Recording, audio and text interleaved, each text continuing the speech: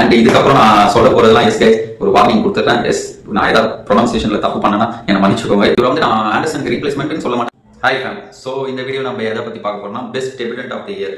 S இந்த வருஷம் debut பண்ண பிளேயர்ஸ் பற்றி தான் பார்க்க போகிறோம். அது பெஸ்ட் பிளேயர்ஸ் பற்றி தான் பார்க்க போகிறோம். எஸ் வாங்க வீடியோக்குள்ளே போகலாம். ஃபர்ஸ்ட் நான் இந்தியன் டீம்லேயே ஆரம்பிச்சிடுறேங்க. ஃபர்ஸ்ட் சொல்ல போனால் Nitish Reddy. Yes all rounder of Indian team. இப்போ ஸோ ஆக்சுவலாக அவர் ஒரு நல்ல ஃபைண்டு. நான் என்ன ஏன் சொல்கிறேன் பார்த்தீங்கன்னா, நான் எஸ்பெஷலாக T20 ஓடிஐ சொல்ல மாட்டேன், டெஸ்ட்டுக்கு அவர் நல்ல ஃபைண்டு. ஏன் சொல்கிறேன் பார்த்தீங்கன்னா, T20 ஓடிஐயில் நம்ம ஹார்திக் பாண்டியா இருக்காருங்க. He's best finisher, best allrounder. So அதனால எந்த பிரச்சனையுமே இல்லை. At the same time Hardik Pandya ஃபேன்ஸும் இந்தியன் ஃபேன்ஸ், நார்மல் இந்தியன் ஃபேன்ஸும் நினச்சது என்னன்னா, ஸோ ஹார்திக் பாண்டியா டெஸ்ட்டில் நம்ம ஃபாஸ்ட் பவுலிங் ஆல்ரவுண்டர் இல்லைன்ட்டு ஒரு வருத்தம் இருந்துகிட்டே இருந்துச்சு. ஸோ எல்லாரும் என்ன நினச்சோம், ஹார்திக் பாண்டியா எஸ் டெஸ்ட்டுக்கு கம்பேக் தருவார்ட்டு எல்லாரும் நினைச்சோம். அப்படிதான் ரிப்போர்ட்ஸும் வந்தது. பட் ஸ்டில் ஹார்திக் பாண்டியா டெஸ்ட்ல வரல. எஸ் அஃப்கோர்ஸ் அவர் ஃபிட்னஸ் இஷ்யூ தான் அது ஒன் ஆஃப் த மெயின் ரீசனாக இருக்கும். ஸோ அவரோட ரீப்ளேஸ்மெண்ட்டுன்னு கூட எடுத்துக்கலாம் நிதிஷ் ரெட்டி டெஸ்ட்ல. ஸோ கரெக்டான டைம்ல வந்தார். எஸ் செம்ம பர்ஃபார்மன்ஸ் பண்ணிக்கிட்டு இருக்காரு ஆன்கோயிங் டெஸ்ட் சீரீஸ்ல ஆஸ்திரேலியா பிஜிடியில். ஸோ என்னை பொறுத்த வரைக்கும் one of the best find Indian டீமுக்கு கண்டிப்பாக 2024 நிதிஷ் ரெட்டி இருக்கிறாரு. தான் அபிஷேக் சர்மா உங்களுக்கே தெரியும். எஸ் யுவி பேக்ரவுண்ட்லேருந்து வந்திருக்காரு யுவராஜோட பேக்கப் மூலயமா. அப்சல்யூட் அபிஷேக் சர்மா என்னை பொறுத்த வரைக்கும் T20 one of the best find தான் சொல்லுவேன். ஏன்னா எஸ்பெஷலி ரோஹித் சர்மா இப்போ T20 விட்டு வந்துட்டாருன்னும் போது ஒன் ஆஃப் த பெஸ்ட் ரீப்ளேஸ்மெண்ட்டாகவும் இருக்கும். அவர் இப்போ ரீசெண்ட் டைம்ஸில் ஆடுற அது பார்க்க போனால் கண்டிப்பாக பெஸ்ட் ரீப்ளேஸ்மெண்ட் ஆஃப் ரோஹித் சர்மாவுக்கு இருப்பார் நான் நம்புகிறேன். ஸோ இவர் தான் நம்மளோட second best find of the year. Third யாருன்னு பார்த்தீங்கன்னா அர்ஷித் ராணா. எஸ் கேகேஆருக்கு ஆடினார் அண்ட் டெஸ்ட் மேட்ச்லையும் டெபியூட் பண்ணிக்கார். ஸோ என்னை பொறுத்த வரைக்கும் இவர் எப்படி பார்த்தீங்கன்னா எஸ் ஒரு ஒன் ஆஃப் த ஃபைண்டு தான் சொல்லுவேன். பட் ஸ்டில் அவர் இன்னும் இந்தியன் டீமில் வந்து அவ்வளோவா ப்ரூவ் பண்ணல. டெஸ்ட் மேட்ச்சில் டெபியூட் பண்ணி பெருசாக இல்லைனாலும் எஸ் அவரை நல்லா மோல்ட் பண்ணால் கண்டிப்பாக ஒரு நல்ல டெஸ்ட் பவுலராக ஓடிஐ பவுலராக வர அண்ட் T20 பவுலராக வர கண்டிப்பாக வாய்ப்பு இருக்குது. பட் பொறுத்து தான் பார்க்கும். But still is the best find of 2024. And இதுக்கப்புறம் நான் சொல்ல போகிறதுலாம் எஸ் கைஸ் ஒரு வார்னிங் கொடுத்துட்றேன். எஸ் நான் ஏதாவது ப்ரொனன்சியேஷனில் தப்பு பண்ணேன்னா என்னை மன்னிச்சுக்கோங்க. பிகாஸ் ஃபாரின் பிளேயர்ஸ் தான் இதுக்கப்புறம் நம்ம சொல்ல போகிறோம். இப்போ நான் சொல்ல போகிற பிளேயர் யார் பார்த்தீங்கன்னா Sam Konstas. He is from Australia. உங்களுக்கு எல்லாருக்கும் இப்போ தெரிஞ்சிருக்கும் நம்புகிறேன். எஸ் பிகாஸ் அவர் வந்து இப்போ 4th டெஸ்ட் மேட்ச்சில் அவர் தான் ஓப்பனராக ஆட போகிறார் பாக்ஸிங் டே டெஸ்ட் மேட்ச்சில்.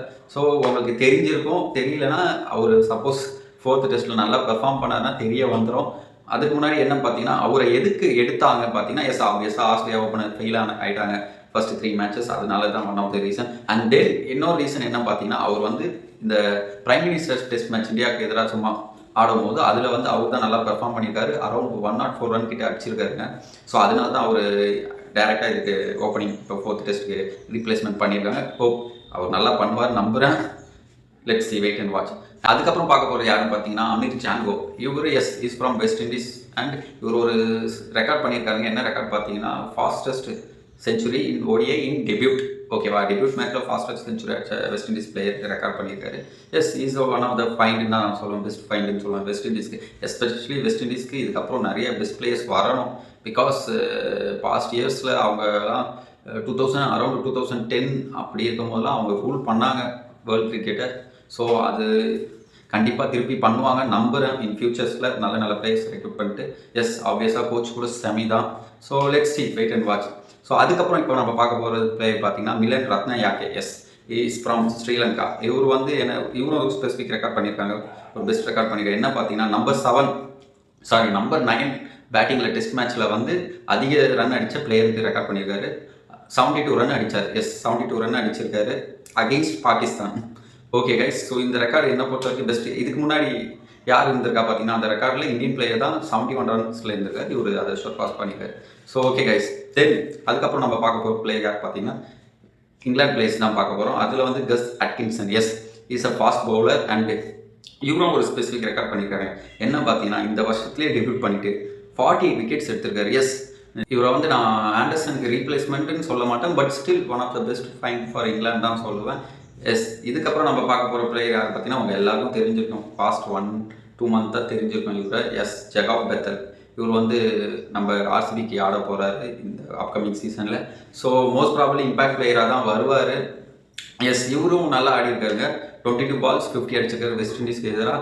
ஸோ ஹிட்டிங் பேட்ஸ்மேனுக்கு எப்போவுமே மவுஸ் அதிகம். அந்த மேட்ச் மோஸ்ட் ப்ராபப்ளி தோத்துட்டாங்க. சாய் ஓப் அண்ட் லிவிஸ் வந்து அடிச்சிட்டாங்க. பட் ஸ்டில் இவர் ஹிட்டிங் பேட்ஸ்மேனுக்கு கண்டிப்பாக மவுஸ் அதிகம் இப்போ வர காலகட்டத்தில் பார்க்க போனால். ஸோ கண்டிப்பாக நல்லா பெர்ஃபார்ம் பண்ணுவார் நான் நம்புகிறேன்.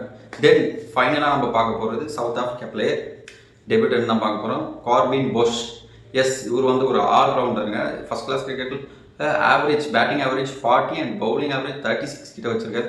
ஸோ இவரு நான் எப்படி பார்ப்போம் பார்த்தீங்கன்னா, சவுத் ஆஃப்ரிக்காவுக்கு இப்போதைக்கு பார்க்கணும்னா ஒரு பெஸ்ட் ஆல்ரவுண்டர் கண்டிப்பாக தேவை. ஆல்ரெடி இவரை நான் எப்படி பார்ப்போம் பார்த்தீங்கன்னா, பிரிட்டோரியஸ்க்கு ஒரு நல்ல ரீப்ளேஸ்மெண்ட் தான் பார்ப்பேன். எஸ், பிரிட்டோரியஸ் இன்னும் கொஞ்ச நாள் ஆடி இருக்கலாம், பட் என்னன்னு தெரியல. இப்போ ஃப்ரான்சிஸ் கிரிக்கெட் தான் ஆடுற இன்ட்ரெஸ்ட் எடுத்து. பட் ஸ்டில் இவரு இப்போ பார்க்க போனால் நான் என்ன சொல்லுவேன் பார்த்தீங்கன்னா, இவர் வந்து பிரிட்டோரியஸ்க்கு நல்ல ரீப்ளேஸ்மெண்ட் தான் சொல்லுவேன். ஸோ ஓகே கைஸ், இந்த வீடியோ இதோட முடியுது. உங்களுக்கு இந்த வீடியோ பிடிச்சிருந்தா கண்டிப்பாக நம்ம சேனலை சப்ஸ்கிரைப் பண்ணுங்கள், லைக் பண்ணுங்கள், ஷேர் பண்ணுங்கள். பாய்.